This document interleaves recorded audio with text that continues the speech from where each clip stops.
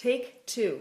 It seems like I'm always doing take two when I'm trying to do these Facebook Lives. This is the challenge with living in the country and having weird things go on with the phone, but it looks like it's working. If you can see me and hear me, do me a favor and just let me know. Just press heart or thumbs up or something so I know this is working. I always do multiple takes, it seems. Anyway, this is Cheryl Richardson, and I'm here with you. Hi, Anne, and it's our weekly coaching session, and I'm very excited to be with you from kind of gray and cloudy Massachusetts, and yet spring has arrived, and there's lots of green. There's a little red squirrel at the bird feeder, one of my little red squirrels. And he's probably bummed because he just can't reach the feeder. He's this close, but he just can't reach it. But I always sprinkle some on the ground for him. Anyway, yeah, it's beautiful spring here. I'm going to be taking your questions and supporting you as best I can for the next, 30, 40, 50 minutes. This morning I was outside and I went to fill the bird feeders. And all of a sudden, I could smell something. I don't know if it was wild honeysuckle or some kind of a flower that's just bloomed. I'm not sure what it is. Maybe it could even be a tree that has some kind of scent, but it just sort of wafted by, and I thought, oh, this is what I love about spring. Everything just bursts forth, and it's like just an abundant, sensual time of year. So I hope that wherever you are, you get to enjoy some kind of pleasure related to nature as well. I'm just back from our Self-Care by the Sea retreat, which happened this weekend up in York, Maine. Beautiful Stage Neck Inn. We had such an awesome time. Honestly, every single retreat I do, I feel like it gets better and better. And when I leave, I just think I am so grateful that I trusted my gut and made the decision to set up this retreat close to home in a beautiful place that I love, and trust that people would want to join me. And sure enough, they did. We had a great group of women at this retreat. We talked about so many different things, about where we lose our power and how to find it, and how to make our relationships stronger, and how to set boundaries with people who drain our energy. And we talked about sensual pleasure and when we feel alive and how to feel more alive, and what we need to do in order to have the space and the energy for aliveness. And we talked about marriage and friendship and sex, and I mean, you name it, everything was up for grabs at this retreat, and we covered it. And it was a really special event, and I hope sometime in the future some of you will be able to join me there. We have another one coming up in October. This one's going to be a themed one about health. It's going to be about falling in love with your body and really supporting your health as a woman. I'm not sure what we're going to call it yet. Robin, my wonderful assistant and retreat manager, who was there and did such a fabulous job taking care of everybody, suggested we call it Body and Soul, Self-Care by the Sea. And that sounds like a great name to me. I love Body and Soul.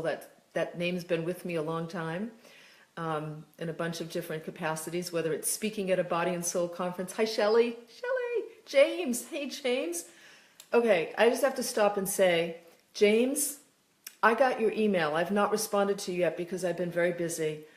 I got your email and I just cried. I cried so hard from the moment I began it to the time I finished. Honestly, James, I want to tell everybody, it's really easy to see someone like me as a teacher who has it all together, right? Or somebody who, writes these books and has all the answers and lives a stress-free life, which, a lot of you, if you've followed me long enough, that's not the case. I'm a human being just like you, and I've got stress and things going on in my life. But there are some times where I really question, like we all do, I question myself, my choices. I question whether or not I'm on the right track, or I question whether or not I'm making the kind of difference that really matters in the world, or and also just sort of struggle with how to make a difference in the world while at the same time really honoring my self-care and my own soul. And James, it was just, they were such important tears, James. Your email, like I could start crying again right now. Your email came to me at a time where I was questioning something around my work. I was having like a moment of insecurity and vulnerability about something, and I read your email, and James, I thought, my God, this is why I do what I do. I won't get into the details. Hi, Kyle. I won't get into the details, but because they're personal. But James just sent me a beautiful email about his life and what he's done, how he's taken the great challenges in his life and used them. I mean, I am so inspired by you, James, and what you've done. Like how, coming from a very traumatic childhood and history, and even as a young adult and as an adult, and using that to grow and evolve and to have a powerful impact in the world. I was so moved by your email, James. And, I said to my husband, Michael, I was talking to him about it, and I said to him, you know what? This is why I do what I do. And it's so easy to get caught up into, are we being successful, right? Come on, we all know. How many people liked, I don't know, I don't have a personal Facebook page, but, I'll hear people say, I don't know, 50 people liked what I said today, or, hit the like button, or it's so easy to get caught up in how we're perceived by others, whether or not we're achieving a level of success that is mandated by God knows who or what out there. And it's so easy to forget that on the deepest level, our greatest measure of success is how well we take care of ourselves and our own soul, and how who we are impacts others. And James, when I read your email, I just thought, if I came to the planet just to support you with what you've done, it was absolutely worth it. That's what I said to my husband. This makes it all worth it. And I went into my retreat this weekend, inspired by your email, James, inspired by James just shared how some of my work had really supported him and through these difficult times. And it's really, you don't always know as a writer. I mean, yes, I'm blessed. I get a lot of great feedback from people about how my books influence them, how my teaching and my coaching influences them. But boy, when you get an email from somebody that just has this profound experience, I just think there's nothing better than being able to impact another human being's life in that way. And I'm just really grateful, James. And I'm so glad that I have an opportunity to look you in the face, even though I can't see you, but I know your heart already. And I'm so glad to be able to say thank you from the bottom of my heart for taking the time to write such a long email and for sharing what you did. It was very personal and very vulnerable, and I honor it and will protect it, and just really deeply appreciate you. I really do. Thank you. You made me a better teacher this weekend. You really did, because I showed up and I said to the room, I'm here to make you feel loved, to make you feel cared for, to allow you to be seen and heard, and to invite a deeper conversation about how we're going to honor your soul. And I'm telling you, you had a big impact on that. So thank you for being my teacher. You were my teacher. And that's what we are for each other, So, well, hi to everybody. Jessica and Pam, and hi Cindy, and hey Kathy. Kathy was with us over the weekend, and Denise, and Alessandra's back. Hello. And Teresa Blanton. Hello, Teresa. God bless you too. Vivian, Donna, Tammy. Let's start with some coaching, shall we? I always forget to bring my water in. Anyway, let's start with some coaching. Let me see how I can support you. So I'm going to go back through. All you need to do is just type in a question in the comment section. And hi from Sydney. I love the Sydney Botanic Garden and St. Mary's Cathedral. Oh my God. I wrote about that in my next book, A Visit to St. Mary's Cathedral and Sydney's Botanic Garden. It was in my journal because that journal covers that period. So, all right, let's see. I'm watching the birds fly around outside here. Let's see what kinds of questions we have. So feel free to just put them right in the comments section, and I shall do my best to support you. We're all human. I question so much. Yeah, let's see. Cheryl, do you have any advice for someone who feels stuck? This is Vivian. I lost my job of 15 years and I'm having a difficult time finding a new one. I can't seem to do anything. So Vivian, does that mean you can't seem to do anything to find another job? How long ago did you lose your job? I wonder if you lost it just recently and you were there for 15 years, that's a big loss and you need to give yourself time to grieve. I imagine that you're feeling the pressure of financial needs. So I would recommend a couple of things. First of all, and I've said this before here, make sure that you give yourself time to take good care of yourself, to grieve and to deal with the emotional fallout of losing your job, which means that if you wake up and you're having a bad day and you just don't have a lot of confidence, you're feeling really vulnerable, that's not the day that you want to network or talk to anybody about supporting you with a job search. That's where you want to do more of the internal work, like maybe writing a page of affirmations in a journal, but also sort of research, doing research online, working on your resume, reading about how to deliver a good interview, like that, the kind of work that you can do on your own without being involved with other people. It's really important, Vivian, that you get support, preferably from a career coach, somebody who can help you to really look at things like your resume. Is the resume done well? Do you know how to answer some of the most challenging interview questions?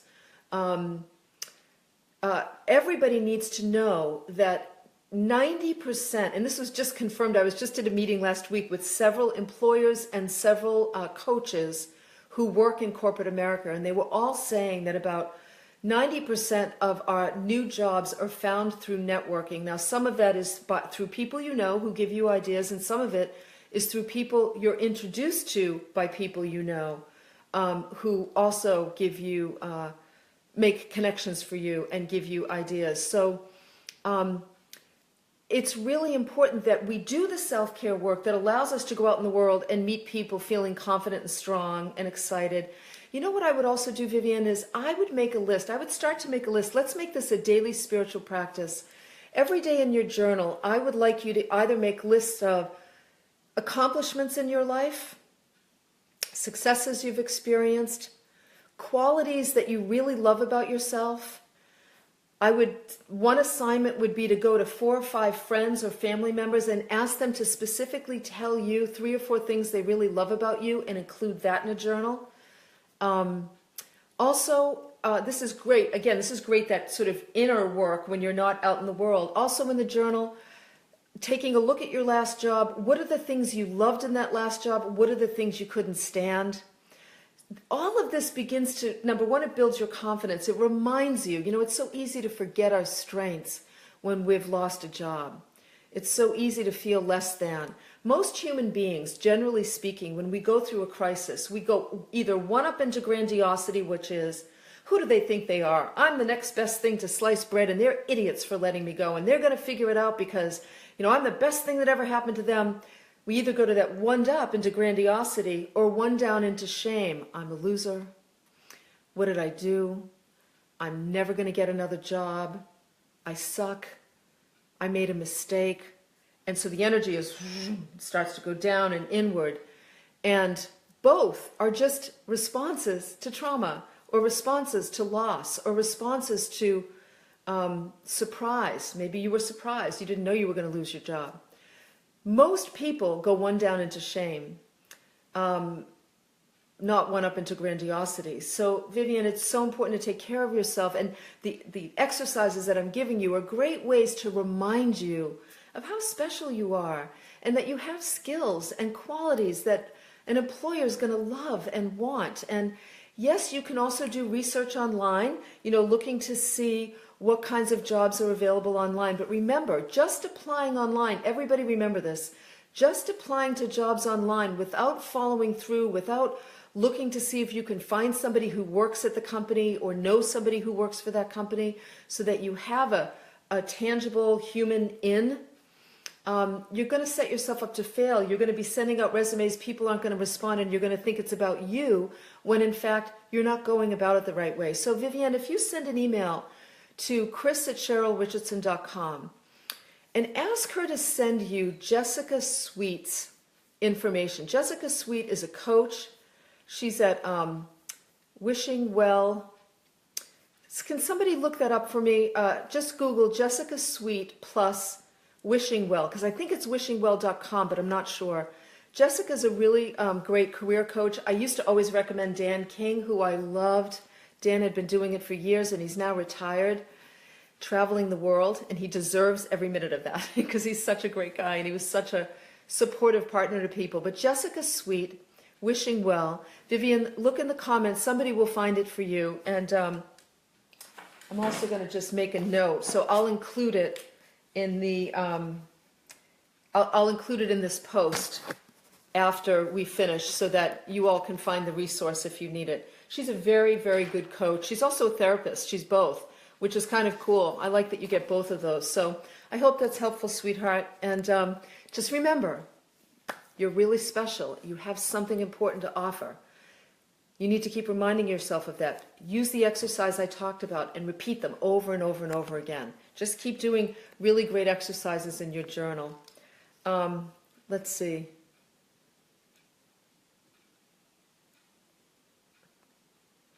Yeah. Oh, thank you, Anne-Marie. I appreciate that feedback. How do I make, so Victoria, how do I make birthdays and Christmas and Mother's Day special? My hubby doesn't get it and the kids don't get it. I want to be cherished, appreciated, valued. I want to feel special. Oh, great question. All right, so Victoria, the first thing I want you to do is I want you to send your address to chris@CherylRichardson.com, and I'm going to send you something. Tell me when your birthday is. Tell me what comes up next, whether it's birthday or Mother's Day, and I'm going to send you a gift so that you feel special. I'll contribute to the specialness. One of the things I would recommend is every year I have a birthday ritual, and I make a list of the intentions that I hold for myself over the next year. Maybe like used to be 10 intentions. Now it's like just really maybe 5. My girlfriend, Julie Salem, gave me this idea 25, 30 years ago, I think, and I've done it ever since. So I make a list of intentions so that the following year, Victoria, I can go back and look at the journal, look at the intentions I set, write about how I was able to honor those intentions over the years. So I do a journal entry on my birthday about what happened over the last year, what intentions got fulfilled, which ones didn't, how come, what intentions did I set that turned out to not really matter, which ones really did. Like I just really kind of give myself an opportunity to spend time with myself, really reflecting on the life and then reflecting on what I want for the next year and setting the new intentions. And I have to say, Victoria, I actually look forward now to that ritual more than anything else, number one. So making yourself, being special to yourself, appreciating yourself, cherishing yourself, and then I really want you to think about what do you most need? Now, I think this is an important piece of advice for women. You know, I just thought of this morning, actually, related to something completely different. I think we have to tell the people in our lives specifically what we want. Now, I know as women, a lot of times we expect the people in our families to read our minds, you know, because we're all actually, I mean, men and women do this, and especially men who have a more well-developed feminine side, a more balance. We expect that people can read our minds, and they can't. And so I need you to think about, Victoria, what would make the day special? Would it be breakfast in bed? Would it be no plans at all and living spontaneously? Would it be taking a walk on the beach or a ride to the beach? You know, would it be hiking in the mountains, being out in nature? Maybe not. Would it be going for afternoon tea at a lovely, like whatever it would be. And then think about who would you really love to spend it with? Not who should I spend it with, or who do I feel resentful towards and need appreciation from, like family. It can be very, very common to feel like, you know, God, I do so much for these people all year long and they just don't do squat for me on my birthday or on Mother's Day. Maybe there's a couple of girlfriends you want to spend time with. Maybe you want to go to like a really great movie theater where they serve dinner and wine and you watch a movie and you enjoy that with girlfriends. Or maybe you say to your husband, I really want us to have a romantic dinner. And here's my favorite restaurant. And I'd love for us to go there at 7 o'clock. And during that dinner, I would love for you to tell me some of the things you really love and appreciate about me. Now, Victoria, I have done this with my husband, Michael. Michael and I have done this. Now, this came from some great couples counseling that we've done over the years using Harville Hendricks's dialogue process. And our wonderful relationship therapist, Ed Shea, that we've worked with on and off over the years, who would always have us start any difficult conversation with the things we appreciated about each other. And that sort of grew into this ritual of Michael and I having dinner. And, sometimes if we're arguing or we just have felt disconnected because we've both been busy, we'll start dinner with, let me tell you what I really love about you. Or like just last night, Michael said to me, I was sitting talking to him in the living room and I did something like this. And he said to me, I love the way you bite on the side of your mouth. Do you know you do that all the time? And I said, no, I didn't. I said, no, I didn't know. He goes, I noticed that about you. And it's one of those cute little things that you do that I always remember. And I just felt like so loved and seen in that moment with that like simple little thing. And it's like a muscle for all of us to learn to appreciate the people in our lives. And you don't even have to do it as an exercise or a ritual, but the next time you're with somebody, like Victoria, the next time you're having dinner with your family or with your husband, think about the things you appreciate about them and just share it with them. Model the behavior that you would love to experience. Make sure you're cherishing and appreciating and valuing yourself first and foremost. We want to tend to our inner lives. We want to develop the habit and the exercise of making ourselves feel really good so that we feel less resentful about others. And then you just want to educate other people about what you need. Nothing wrong with that, and you'll be happy. I remember one time for one of my birthdays, I told Michael that I wanted a piece of jewelry. I wanted a ring. And I'm not a big jewelry, I'm not a big thing person. I prefer experiences, but I'd seen this beautiful ring and I said to him, I would really love this ring for my birthday. And I thought, Victoria, that it wouldn't be as special because I told him it was something that I loved. And then that was like a couple of months before, and my birthday showed up and there was the ring and I was so excited. And every time I wear it, I feel like, oh, this is the ring he bought me for my birthday and I love this one so much. So don't be afraid to tell people what you need. It's a good idea. All right. Let's see. Hi, Cheryl from Arizona. I love Arizona. Hi, Louise. So Jessica needs some prayer and positive energy right now. Great. Let's send her some prayers and positive energy. Jessica, got the prayer book right here. Remember, I for those of you who have joined me before, I have this great little red journal, beautiful red journal my friend Eileen gave me. She always gives me great journals. And Jessica, I'm going to put you in the prayer book, and I'm warning you ahead of time that miracles can happen when I do this. So let's get you in there. I'm putting your full name in there. And let's have everybody send Jessica some love. Yeah, I hope you feel it, sweetheart. Let's see. Hi, Brenton. Hi, Brenton. So good to see you here, too. Okay. So Nancy says, I'm in a place of a lot of transition. I live part of the time back east and part out west. I'm struggling to find my tribe of like-minded friends in both places. East Coast friends have kind of moved on during my time in the West, and I haven't met anyone out there yet. Trying to stay optimistic, but I'm feeling some definite lonesomeness.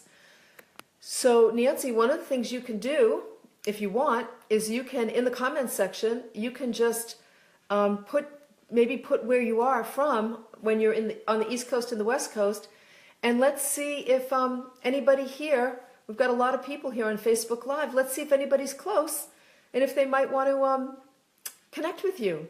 And especially in the area where you don't have as many friends, I think it's so important that we keep friendships alive and that we're brave enough, keep the right friendships alive, and that we're brave enough to say to people, Nancy, I have a lot of lonesomeness trying to live between two worlds, which, that may be the source of the problem that needs to be addressed as well, Nancy. The living between two worlds might just be too much. Having a lot of lonesomeness living between two worlds, and I've been feeling vulnerable, and I would love to connect more. Can we do that? And And you'd be surprised how people show up. Because sometimes, Nancy, I don't know if this is true for you, but I'll be honest with you.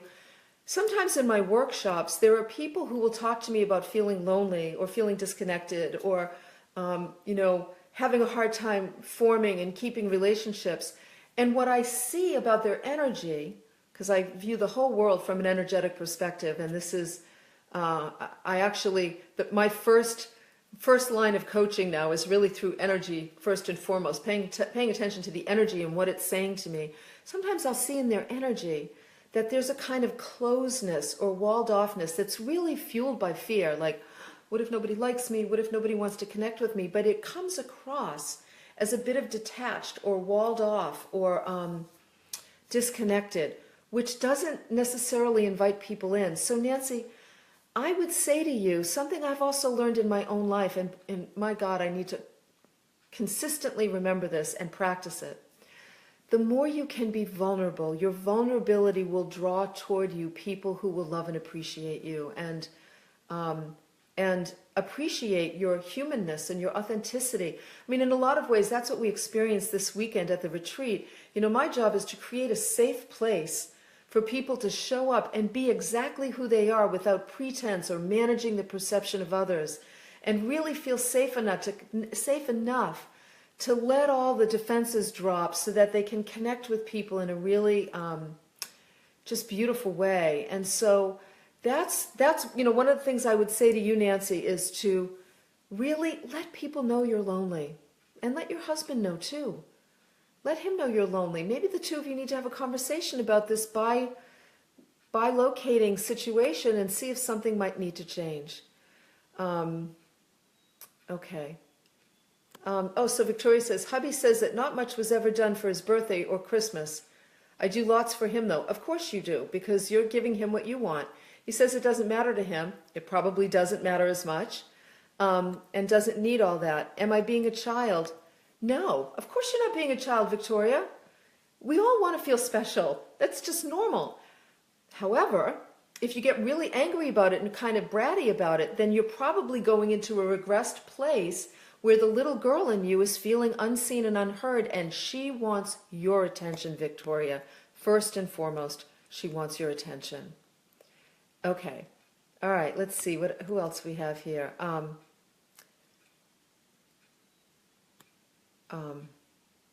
So Jennifer says, I'm 58 years old. I'm watching my company reorganize and get rid of the older workers, and I'm at a turning point in my life where I don't want to work to make money for others. I want to make a difference in the world, but I have no idea where to start. Okay, so Jennifer, years ago, about 20 years ago, even a little more, 22 years ago, before I started coaching full time, I worked for an outplacement company, and this was a company that was hired by corporations who were downsizing. And we would go in and meet with the employees when they were being laid off, and then I would work with the executives one-on-one to help them find their next position, to update their resumes and teach them new job search skills. And the interesting thing I discovered, Jennifer, was that when a company began to go through a reorganization process, and the employees knew it, 90% of the employees went into a state of denial, kind of like ducking their heads down and hoping that they weren't seen and let go. And probably 75% of those employees were let go, and they were blindsided last minute. So first of all, I just want to say, yay, that you're knowing what's going on, that you're seeing it, and I want you to approach this as if you could be one of the people who's going to be let go. In which case, two things. Look for, I don't know how long you've been there, I'm assuming it's been a while, look for a way to get some kind of a package, severance pay, along with maybe some job search skill training. This is true for everybody listening. If you're at a company and you're being let go, even if you're being fired, asking for some kind of support, asking the company to provide, like a certain dollar amount even for a career coach is something sometimes they'll do for a couple of reasons. People don't want to be sued. People feel bad about having to fire somebody unless you're a real idiot, in which case they're like, get out of here.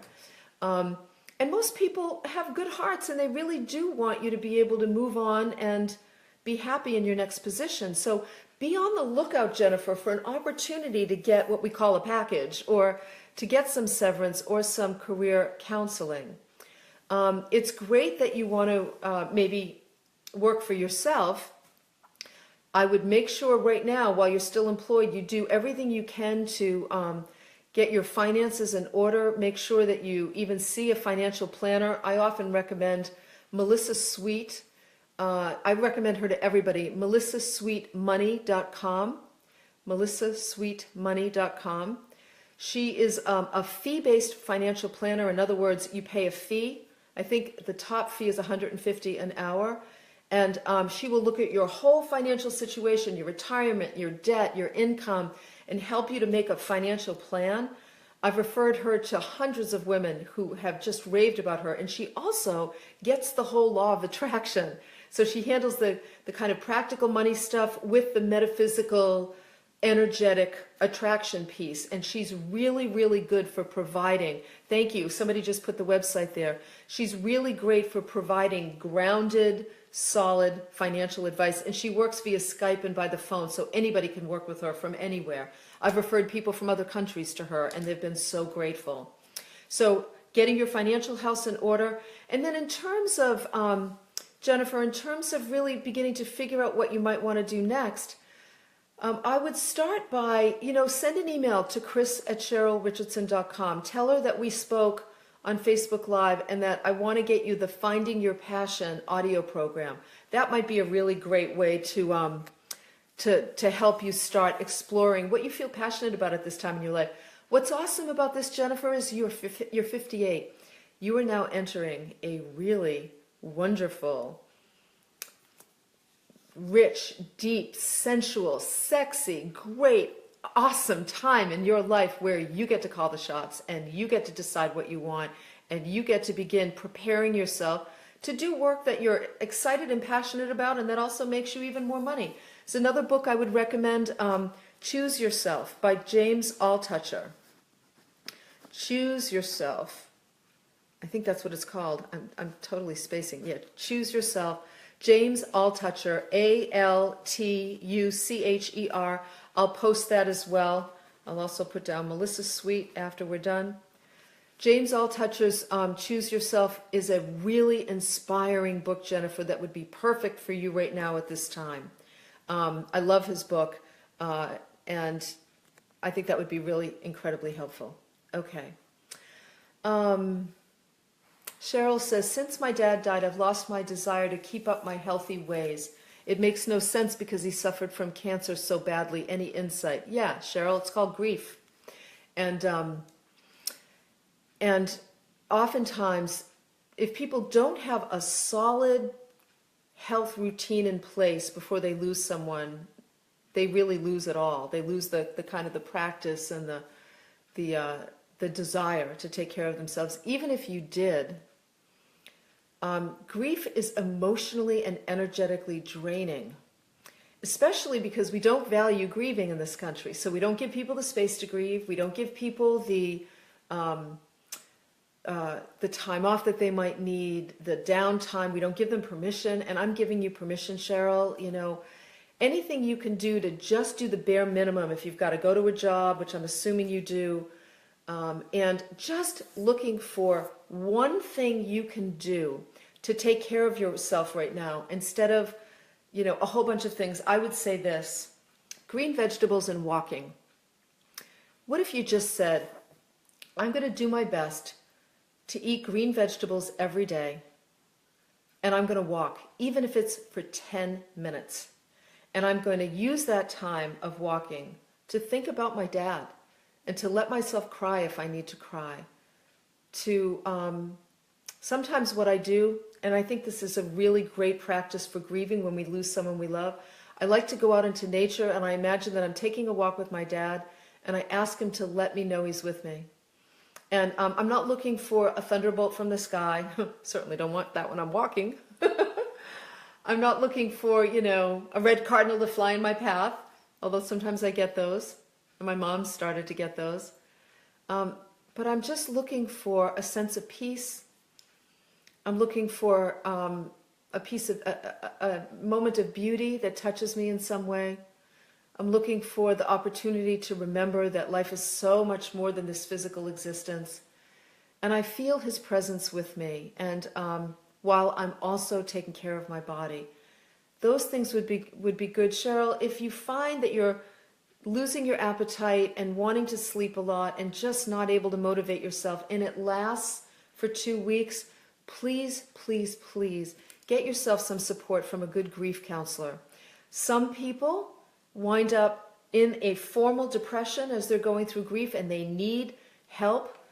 It could be help from a naturopath with supplements and dietary changes, and sometimes people need antidepressants to get them through a difficult period so that they can stand on solid ground and then make the choices that will take care of them. I don't have any judgments about medication. Do I think we're over-medicated in this country? Yes, I do. But I also know that expecting someone who's depressed to get up and exercise or to make themselves healthy meals or to, go lift weights when they can't even get themselves out of bed is unrealistic and unfair, and it will only contribute to them feeling horrible about themselves. So sometimes, and I think good nutrition and good supplementation can do wonders. But if you can't even get yourself to do that, then you need some really good grief counseling, and trust a professional, because it's a therapy issue, not a coaching issue. Trust a professional to guide you toward the place where you'll be back again, practicing your healthy ways. You will, Cheryl, I promise you. My dad died 6 months ago, almost 6 months ago. And I thank God that I'm a gal that goes to CrossFit 3 times a week, that I had that firmly in place. But I found myself, wanting to just dive into sugar hell. Or I remember I remember one meal with my family where I just thought, all I want is pasta. I just want carbohydrates. I wanted to just shove them in my mouth because I just was feeling so sad and so just existential. And it passes. It passes when we take good care of ourselves and when we allow ourselves to grieve and to cry. Tears moves the grief. It sort of washes the grief out, prepares us for the next time, but eventually we'll find that the sorrow gets washed away and what's left behind are really beautiful memories. And those memories sustain us and support us. So I hope that's helpful. And Cheryl, I'm putting you in my prayer book too. I'm so sorry about the loss of your dad. I know what that feels like. And I will put your full name right here in my book. All right, sweetheart. Let's see.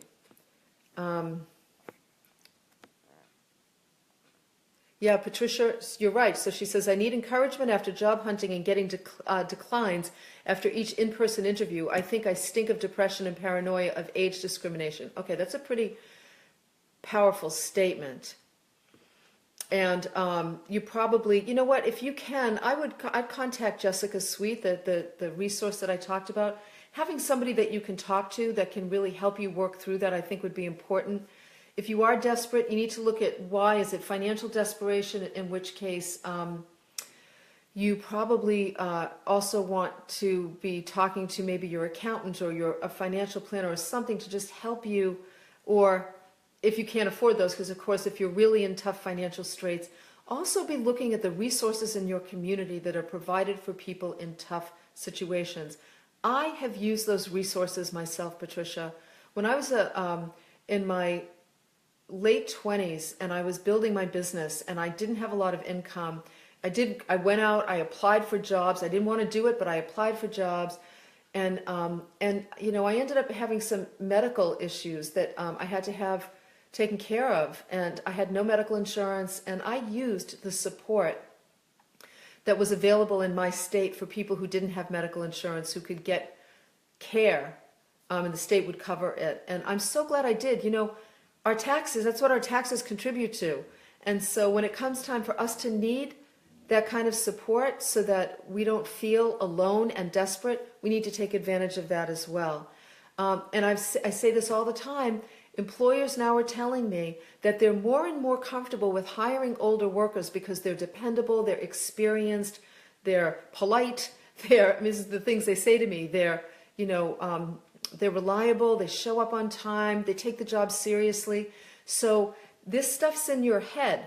Not that some of it isn't true in some places, I'm not going to deny reality, but you need to be paying attention to the voices in your head and start shifting out of that pattern of, Oh my God, I stink of desperation. You look beautiful, by the way, Patricia. I'm looking at your picture here. You look like a beautiful woman, and I bet that's what people see. So you want to make sure that you're also interviewing in the best possible way. Sometimes a simple little tweak to our interviewing skills can make a huge difference. All right, let's see. I'm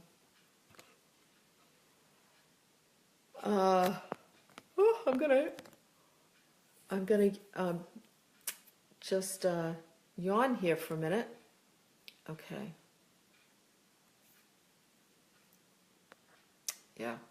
Victoria says she's sitting with Dad in hospice, failing at self-care but not giving up. I know this is a hard time emotionally, but physically, I feel I can do better, a lot better.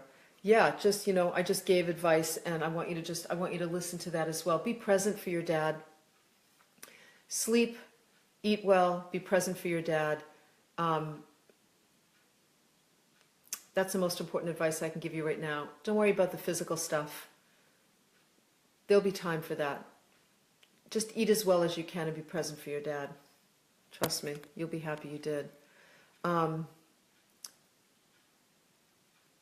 Yes, Karen, I'm going to put you in my prayer book too. Karen says, I love your work and your beautiful purpose blesses us all. Thank you. Would you say a prayer for me that I truly see all of myself as God intended and hear what I'm being called to do, particularly at this time of my life? Yes, Karen, putting you in the prayer book. And I'm putting passion and purpose next to your name. How's that? And we'll see what life has in store for you. All right. Oh, thank you, Robin. It's wishingwellcoach.com. That's Jessica Sweet, the career coach. Thank you for that. I really appreciate it that you did that. Yeah, Cindy says, hi, Cheryl. I'm a certified health coach and find that people feel comfortable asking me and other coaches, I'm sure, for free advice. I honestly don't mind this happening once in a while, but as an example, I was recently asked to speak to a group of children completely free of charge, and the organizer seemed genuinely surprised when I quoted her my fee. I'm also frequently asked for health advice through email, private messages. Well, so there's a balance, Cindy, between offering people advice. So let's take, you were asked to speak to a group of children, and the organizer was surprised. I'm not surprised. There's plenty of people who speak for free all over the place. The response to that is just simply, oh, I'm sorry you're surprised. We must have had a miscommunication, but yeah, when I'm speaking, I normally charge a fee, and this is what I charge. If that doesn't work for you, I completely understand. Maybe I can refer someone else to you if it's not something you want to do. Just like that. No big deal. It's happened to me all the time, especially early in my career. And I probably gave 200 free speeches, Cindy, before I ever got paid for my first one. So there's that. You could, if people are sending you emails with personal health questions, you could say to them, thank you very much for your question. I'll do my best to address it in a future blog or in a future Facebook post. Both, blog and post. You can post the blog. So I'll be sure to keep it. And here's where, make sure you're subscribed to my blog and you're subscribed to my Facebook page so that if I'm able to answer your question, you'll get it there. You could just do that. If there are people close to you, you're the one that needs to set boundaries. And usually what I would say to people is, I would love to just have a conversation with you, a 20-minute conversation with you about what's going on. And if at the end of that, it feels appropriate for us to work together, let's talk about how that would happen. And you can begin to implement that conversation. And chances are, Cindy, you haven't been really setting boundaries, so you keep attracting people who are going to keep asking for your advice. You could even send out a letter to friends and family and say to them, I'm now formally building my practice as a certified health coach. Here's the kinds of things I work on. While I love providing free advice when people need it, actually don't say that.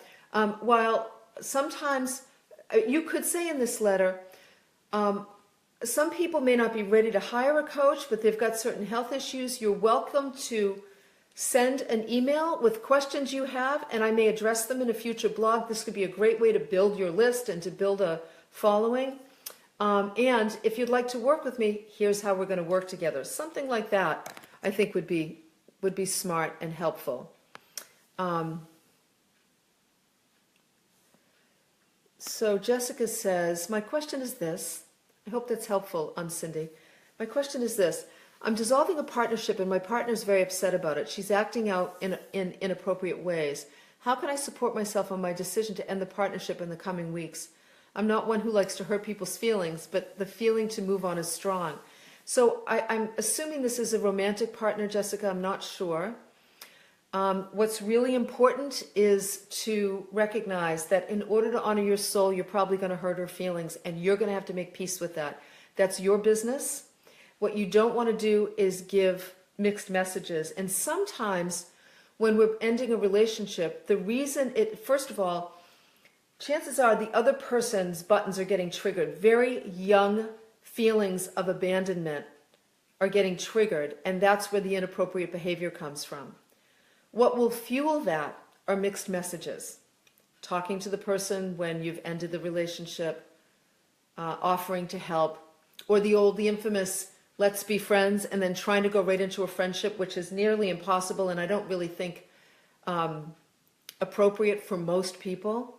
So setting clear boundaries in an effort to honor and respect the relationship we've had. I need to be honest with you. I'm done. This needs to end. I'm so sorry for the pain that this is going to cause you. And I really encourage you to get support and help, maybe even professional support and help. But the relationship needs to end, and this is how it's going to end. And then whether it means you're moving out. Marianne Williamson, 30 years ago in a lecture in Boston that I saw her in, when I was in the middle of ending a relationship, Jessica, said to a woman something like, she always recommends a minimum of 30 days without any contact at all when a relationship ends in order for the energy to get clear. Sometimes it needs to be 90 days, and she could have even said 90 days.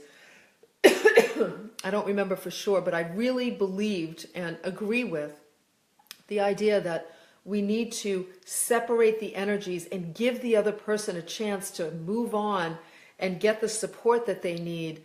And face the reality of what's going on. Anything you do to try and make it easier for her could be construed as you not being quite sure about what you want. And ultimately, that's what's going to really hurt.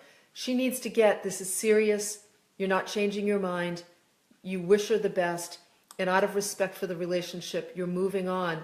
And then set up boundaries. And if she does things like, come by the house or call, don't return phone call, and you can say to her right up front, I'm taking a minimum of 30 days to not have any contact. And I don't know what will happen after that, but if you call me, I won't be returning your call. And I'm sorry. And then, also, Jessica, there's a book called Coming Apart. I'm writing this down too. Coming Apart by Daphne Rose Kingma. Coming Apart, Why Relationships End and How to End Yours, or something like that. I always tell the story of one of my old boyfriends sent me that book when I was having a hard time when the relationship ended. And he ended it really in a crappy way, let me just say. He wasn't ending it like I'm telling you. And my buttons got pushed. I felt so abandoned, and I felt like, oh my God, I'll never live, and nobody's ever going to love me again, and I'll never meet anybody. And I just wanted to try and, get him to change his mind. I didn't stalk him or anything, thank God. But he sent me the book, Coming Apart, and it was the best thing he ever did. I read the book. I'm like, bye-bye, I'm over you. So, you could recommend the book. I mean, he sent it, I think it was a little part of his sort of narcissistic way. But you know what? My commitment to personal growth is so strong, I took that book and started reading it, and I'm like, wow, this is actually pretty good. What do you know? It worked well for me. It might even work well for you too, Jessica. So that's something I would recommend. All right, we have to wrap up here. Oh, good. I'm glad that the questions about feeling valued and special to family members came up. Every woman wants to feel special and seen, every human being, valued, appreciated.